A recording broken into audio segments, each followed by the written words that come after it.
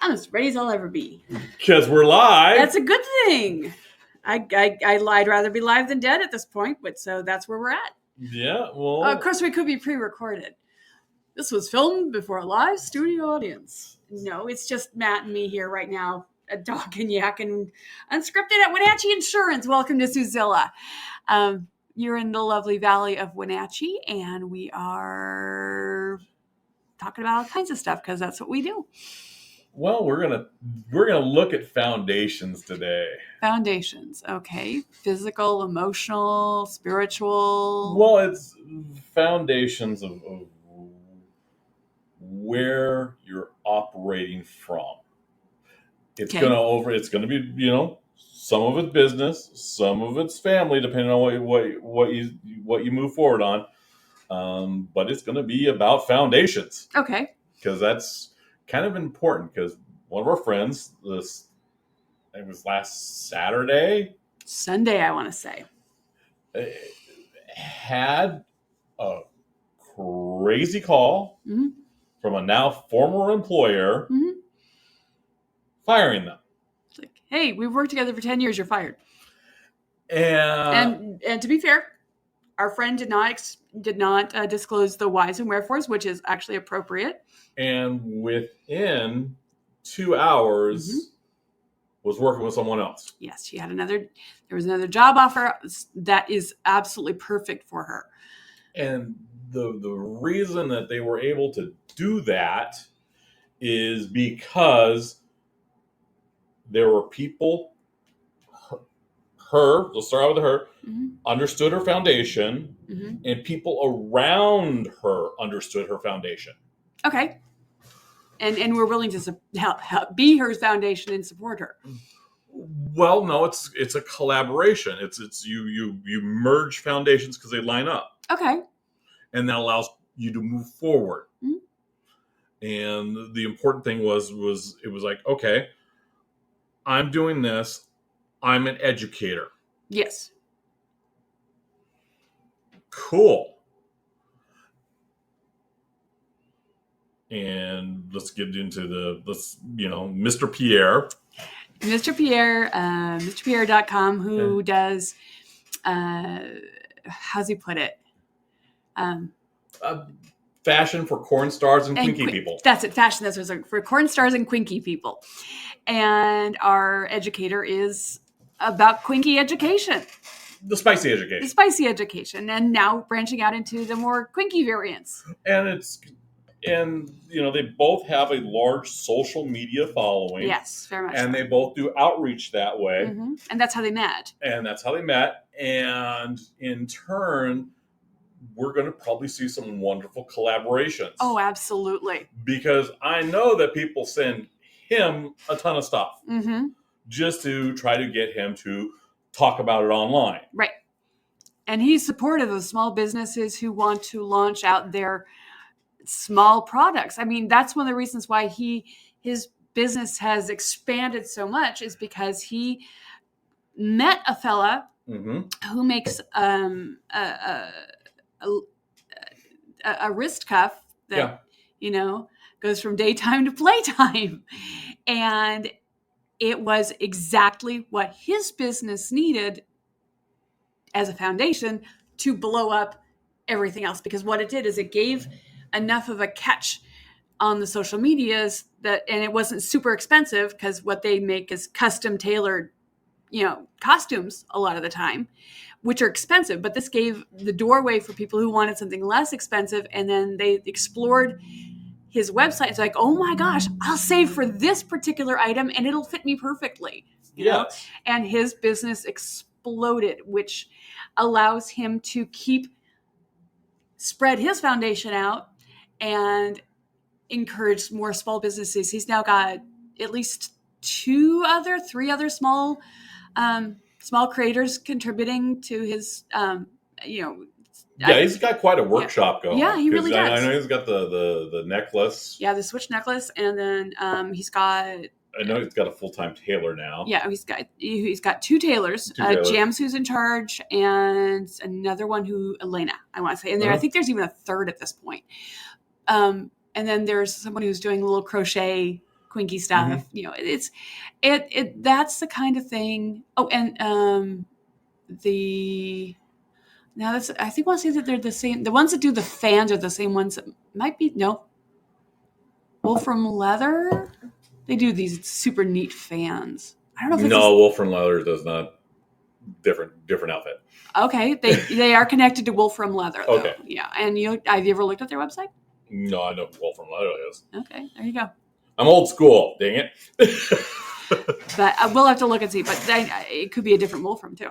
Yeah, could be. Either way, but he's got small businesses and he's helping them grow. So Mr. Pierre has a foundation of working with small businesses and elevating them. Yes, absolutely. And he uses social media to do that. Great platform. Oh, absolutely. And this is one of those small business expansions. Thank you, TikTok. Yeah. So yeah, it kind of got me to thinking, because yesterday we had in another insurance company. Yep. Walked in our front door. Yep. Welcome. She was absolutely welcome in our office. And yeah, gave the full tour, the whole 9 yards. Oh, yeah. I've known Cheryl for 14 years. Something like that. She's been doing insurance about 16. Yeah, she was just barely. She was a little bit older than you when you moved in as new. Yeah, so we were able to reconnect, and she's going through a similar situation of having the foundation ripped out from underneath her. Yeah, having a trusted foundation just gone. And we kind of think it's because that particular group has lost their way. Yeah, we think that there's some behind the scenes depth that because we don't know. One of the things that Cheryl and I both work on is that we are very genuine people. Mm-hmm. That's why you two get along so well. She's been out in Afraida for years. She works farms. She understands farms. Do not mess with her. It's one of those things. She knows the business inside and out. Yes. And when she comes in, it's like, yeah, well, what does Matt know? Well, Matt knows a little bit of the insurance.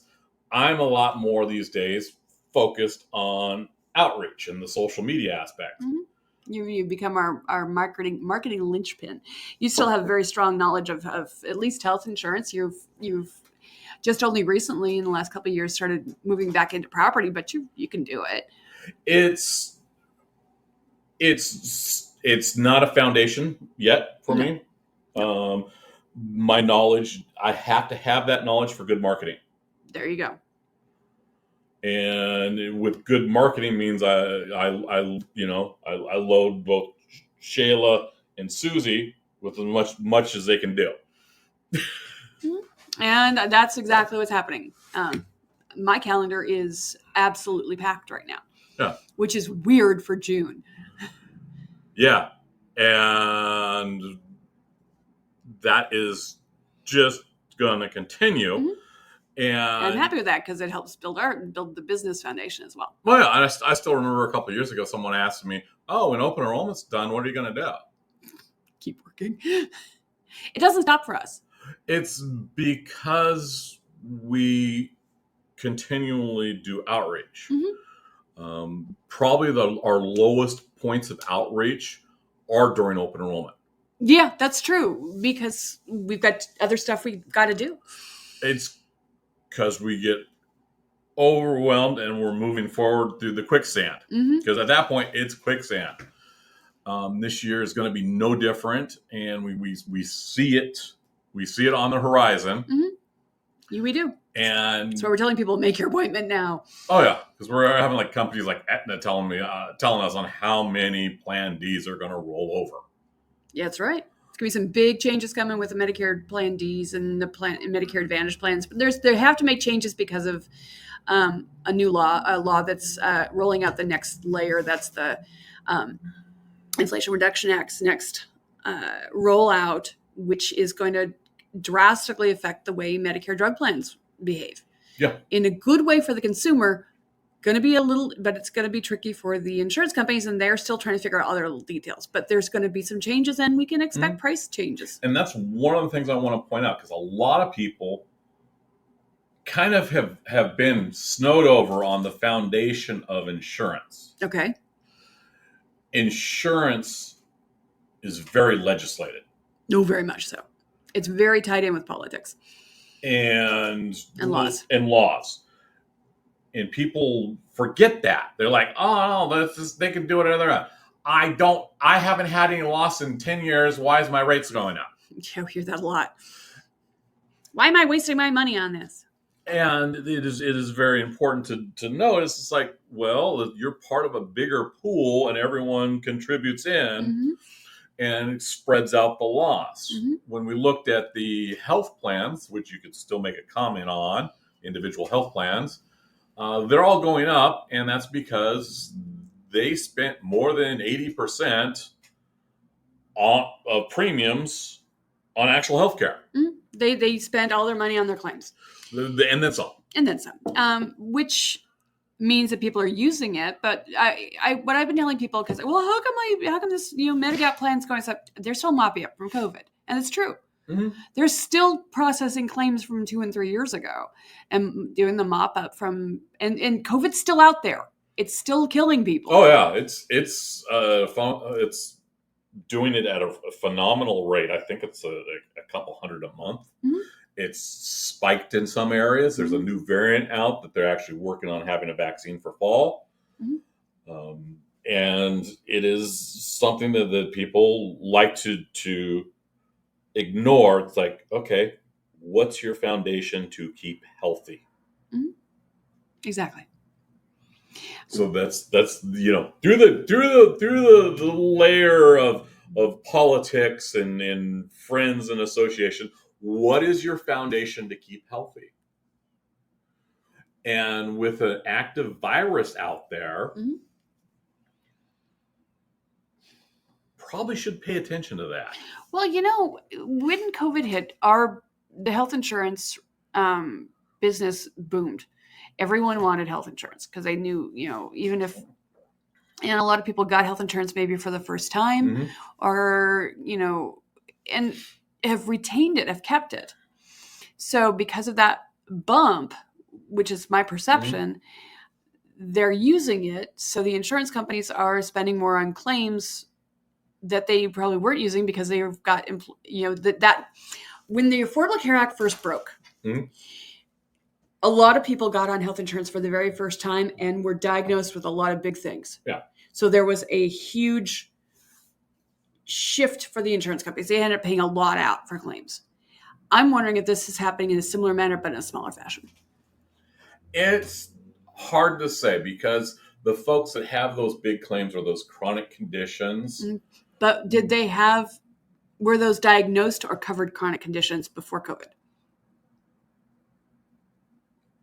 Probably not. Well, possibly not. It's possibly not because we also see the wear and tear that COVID's doing. Oh, yeah. And you're getting long-term COVID. It's creating chronic conditions. Yeah, and one of the big ones is the mental health aspect, and that stress.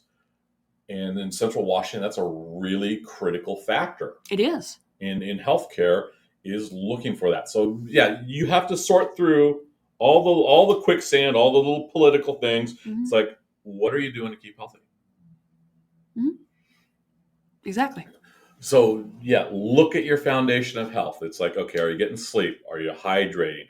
Are you taking your vitamins? Are you exercising? Are you out working with other people? So that's what is your foundation for health? There you go. You gotta stay healthy. And let's get into the financials. Okay. You gotta.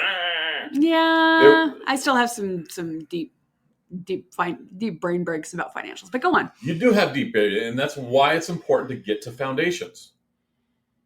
Go on. Because we are working through some issues to move everything forward. We've managed to secure this. Our son, who's amazing Mm-hmm. was one of his friends that was unemployed in high school. Yeah. In his circle of friends. Yeah, we didn't want him to have a job when he was actually in high school. Well, his job was to go to high school. Yes, we didn't want him to have an outside job. And that because education is important, and we want him to learn lots and have fun. Yeah, that was his goal. That's the foundation. Yeah, now he goes to work and have fun. And I think he found it on Craigslist. I don't know. It could have been Indeed. Indeed was, I think it was Indeed. Yeah, because Indeed is actually working well. The employers in this area are using it. So if you're looking for a job, Indeed is a good place to look. So he went from no experience to walking in and securing a CNA training job at a assisted living facility. Yeah, something he's never done before, never thought about doing before, but knew he could do it. And he did that because, he wanted, spending cash, and B, go to college. And he actually leaned back on the foundation of us and some of the events and family. He did. In talking about it. He fleshed out his resume and he pointed out that he'd helped us at our events, which he has. Yeah. And he's been a welcome addition to that. And I miss him at events right now. But he used that to flesh out he took his foundational, non-official work experience and turned it around into a job. And he actually prepped for the interview with me. Yep. And I gave him, some guidance of, okay, this is the, a different way of saying what you want to say to get your point across. And he was very successful, and he was the first one that was unemployed to get a job. He literally went from 0 to 60 in 2 seconds flat. Yeah, I think he had a job secured within 2 weeks of graduating. Well, no, he turned 18, then he got a job. Yeah. So it took about a week. Yeah, after he turned 18. Because he graduated on the 7th and turned 18 on the 13th, and he had a job lined up the next week. Yeah. And that was him understanding foundations and having a solid foundation. And having us and his friends to support him and let him bounce stuff off of stuff. I helped him finesse his resume. You helped him finesse his interview skills. I'm sure his friends helped him do other stuff. But it's that, and because of this, now he can be foundational for his people. So yeah, that's how your little building blocks. And you create them, and the only way you're going to do that is, exploring what your foundation is from time to time. You distill down to what we do. We take care of people. Ultimately, yeah, that's what we do. And it's not, we make lots of money. Nope. It's not, hey, we only do insurance. Because there's more than once we've had, someone, here's a box of tissues, here's some chocolate, you go sit on the couch. Yeah. We built that, and we have a genuine concern for our community. One of the things that Cheryl was impressed with is when she got the grand tour was the family space. Yeah, it's kind of neat.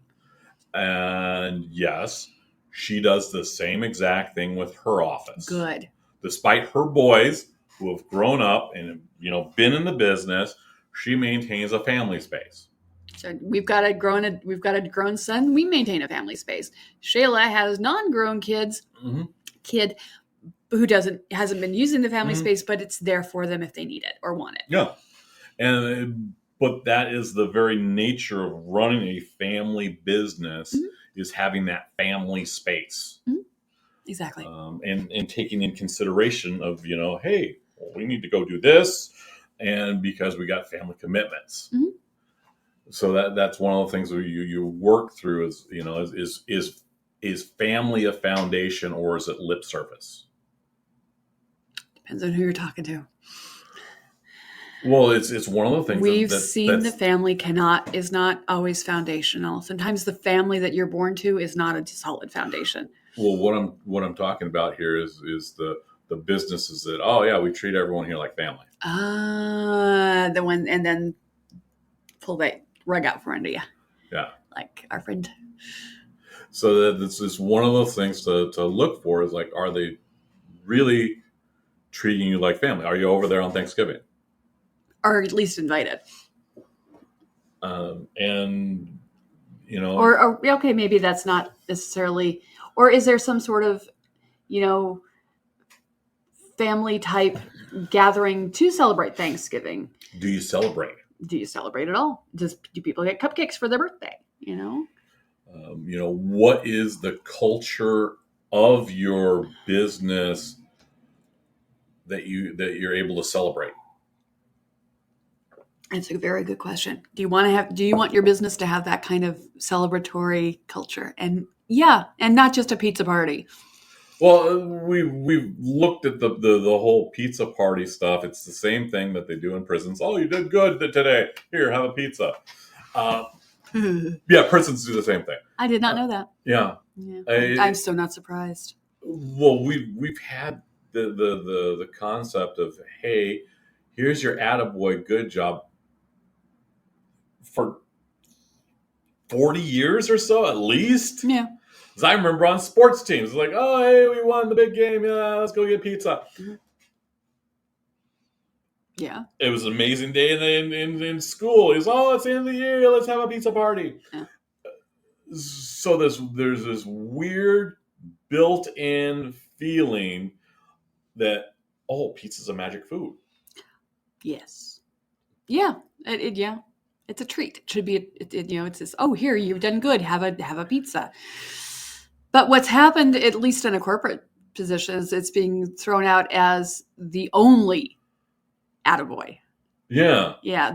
People aren't getting, extra paid time off. They're not getting a raise. They're not getting a promotion. They're getting a slice of cold pepperoni pizza. Well, it's become that quicksand camouflage. Mm-hmm. It's not a foundation anymore. No. It's the old school days of bonuses and pensions are gone. Oh, very much so. And that was one of the things that someone piped up. It's like, hey, I was reading an article about people that should be contributing to a 401k. I thought that's what Social Security was about. Somebody actually said that to you? Someone actually said that on a post. Oh. And I think it was done to spawn more talk. Mm-hmm. However, just looking at that, it's like Social Security was designed in the age of pensions. Yes. It wasn't designed to replace pensions. No, it was designed to supplement pensions.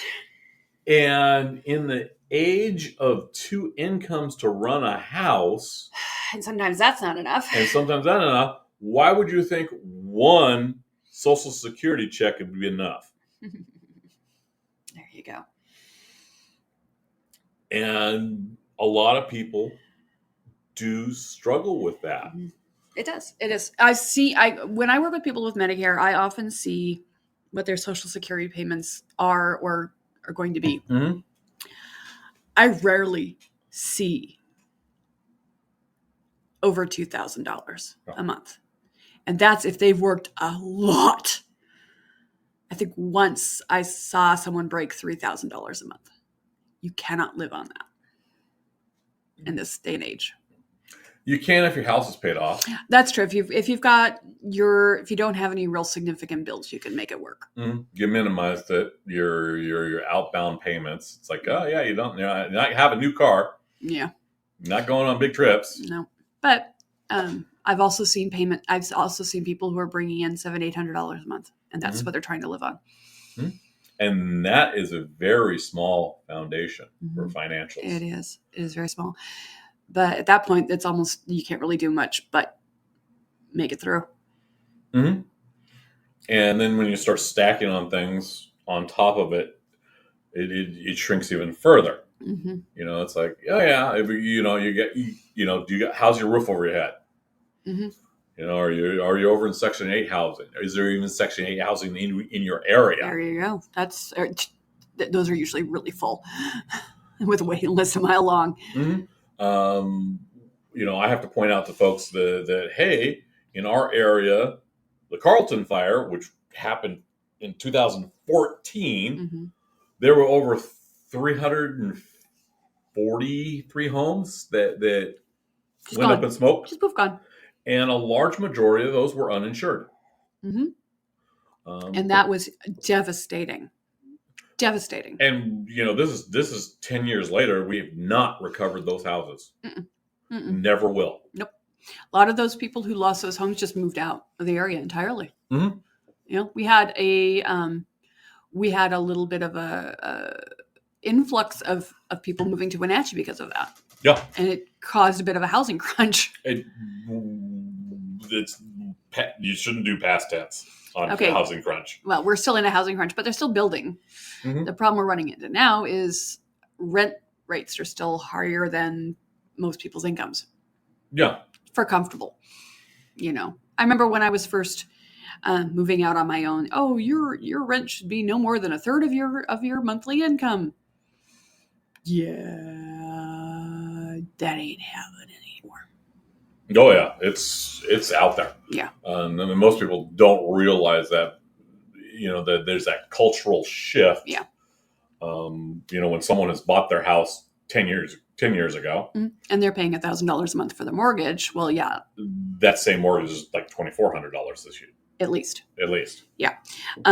One of those things with the rates of rent and mortgage being as high as they are, it makes it much more difficult to save money and put money aside for your retirement.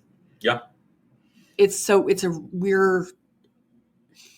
hard. It really is very, very, it's something that we need to address as a nation. Well, someone's going to set the tone to get checked. It's going to happen. Mm-hmm. Someone pointed out, and that was a great thread for this. Is another person pointed out, it's like, how are you supposed to put away money if you're only making $32,000? It's a damn fine question. And then you start rolling in. My personal favorite is the battle between Medigap and Medicare Advantage plans. Yeah. I've had to point it out to more than one person. It's like there are folks that Advantage plan will allow them to keep their house because they can't swing the $250 a month it takes for a Medicare supplement plan. Yeah, and we're going to see that the usability of those really come into play when it comes to those prescriptions. Yeah, that's going to be a big, big difference. And that's that whole Inflation Reduction Act that's going to be just an amazing shift that too few people are talking about. Yeah, it's because it's partly because it's complicated, and it is super complicated. I've been doing my studying on it. It's like, okay, I think I've got a handle on it. Now I need to figure out how to explain it because I know what to do. I know what it is. I know what's going to come this year. I have to figure out how to explain it to people. I've been making notes. I'm doing so it's I'm going to get there. But the unknown quantity right now, what are the insurance companies going to do? Yeah, and that's the other thing is that product for us is not a foundation. Mm-mm. We're independents. Mm-hmm. If an insurance company behaves poorly, we stop using them. True. We don't fly, just one company. We have multiple companies that we work with.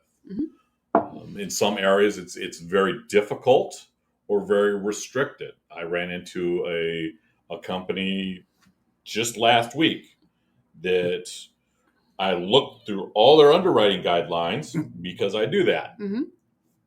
Perfectly fine. And they're like, "Oh, this is flagged because it's over 20 years old." Mm-hmm. And I'm like, "It's not that in your guidebook." So it's super sneaky.